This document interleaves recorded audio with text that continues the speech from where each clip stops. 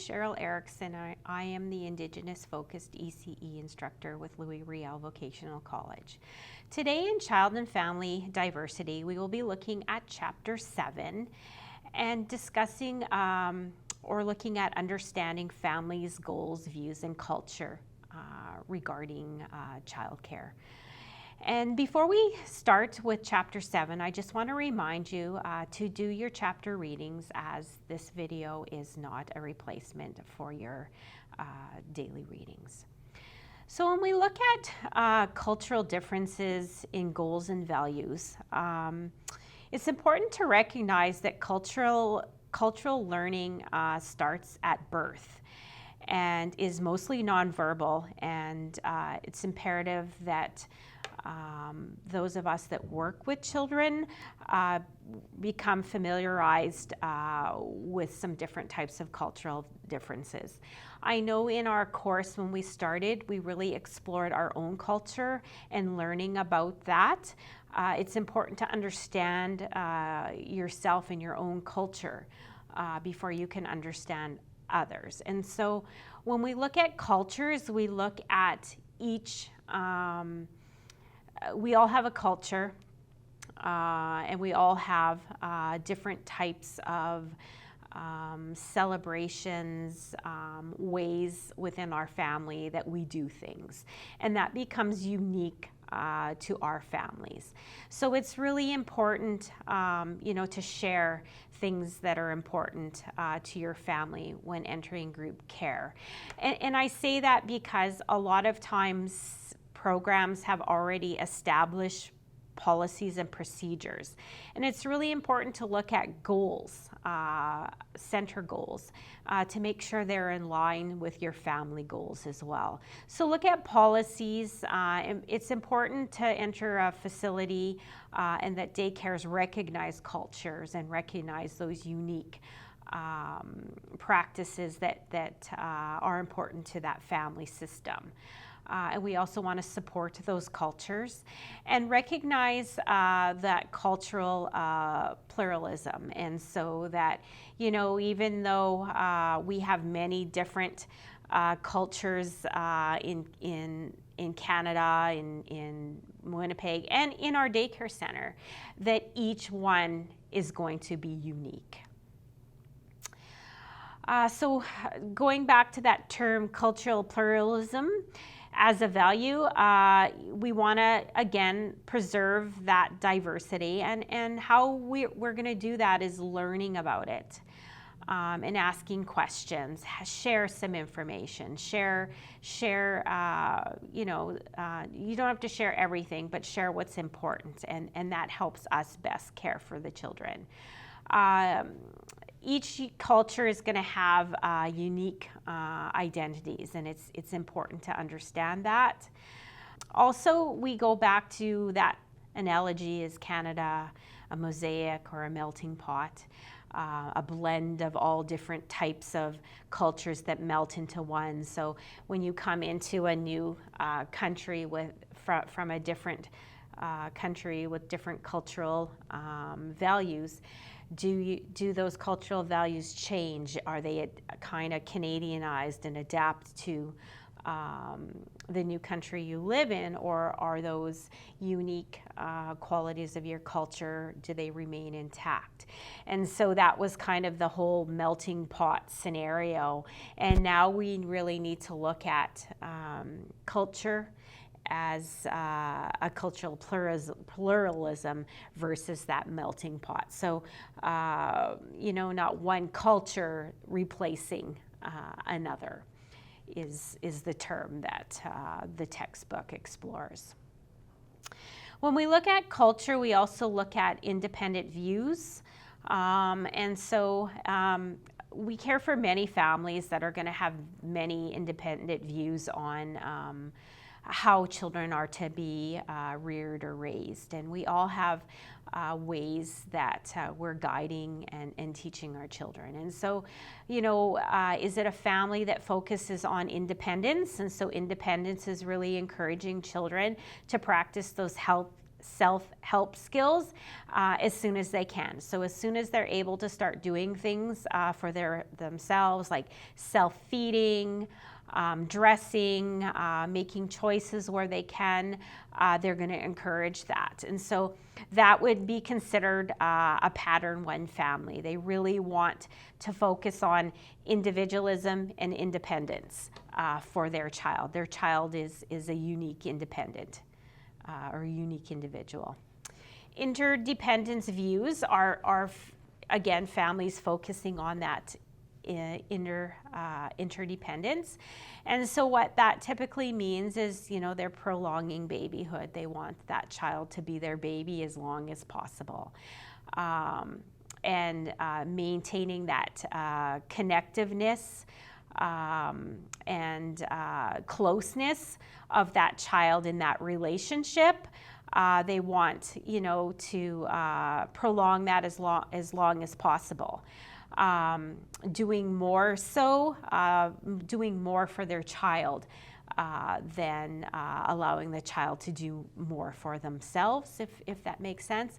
And we call that a pattern 2, where they are more focused on the group than they are on the individual. And a lot of times that's really a cultural type of thing. Culture is very important, and you're a part of this culture, part of this family pattern, so to speak. So when we look at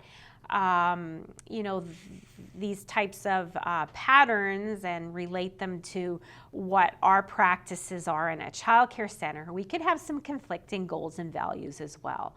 So pattern 1's family expectations would be a child sleeping alone in their own room per se, and their individuality is very much recognized. And this would work well within our childcare environment when we look at our NAP practices and all children being unique individuals, opposed to a pattern 2 family where a child is co-sleeping with the parents from birth on.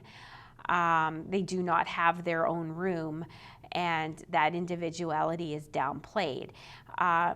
Can you recognize that maybe pattern 2, that transition into care may be a little bit more difficult into pattern 1? So when you look at co-sleeping in our environments, we don't have facilities for co-sleeping. So that would be, quite an adjustment, as well as maybe eating when there's not promoting those self-help types of skills that we would really strongly promote in our environment. So how do we meet, how do we meet halfway? How do we express our practices to the parents in a way that they're going to understand and want to still be a part of our program, knowing that these are going to be some of the practices that we're going to have within our environment. And it's going to be a little bit different in group situations too, when you're not in a situation of in a home caring for your child one-on-one. Sometimes when you look at our daycare environment, it could be 1 adult for 4 children and 1 adult for 8 children, where it's really important where children can practice doing things on their own. That independent is really important in large group settings. So when we look at those patterns, those cultural patterns of pattern 1 and pattern 2, parenting types of styles, 1, the values is expressing of feelings, that power of independence, personal self-control, skills that those children are going to be displaying. Very assertive, independent, autonomous is some of the terminology I'll use, opposed to pattern 2, seeing a group as a basic unit. And children are maybe taught more to blend in than to be individuals. Pose a question to you. Do you think you can have the best of both worlds in so to speak, maintaining your cultural identity within the home cultural system, but still learning individual practices within the daycare environment. And I'm going to answer that question for you too. In most situations, that's the practice that we see in early childhood situations is families still keep those unique cultural practices, and we have our practices that we teach children in our environment in childcare centers. So we do, again, it's a really good idea to sit down and when you're enrolling families into the childcare system or your daycare center to really talk about your program and what your goals and your values are to make sure that they are in line and family can work within the system. However, really take from time to time, even when you do enroll families or within different situations, there are conflicts that arise, and it's a really good idea to talk about the conflicts and problem solve and come to a agreement on that. And so, using dialogue, using that rerun, reflecting, engaging, working around the issue that's arising and coming to a common agreement with your practice that works well with the families and works well with the child care center. And you're always going to have conflicts. It's just part of life. People that have well-established relationships are usually in a better situation to deal with conflicts as well. So you really want to make sure that you're establishing a good relationship and a good rapport with your family so that you can have some really good dialogue when you do have little bumps that come up in the bumps in the road regarding practices within your home and within your daycare center.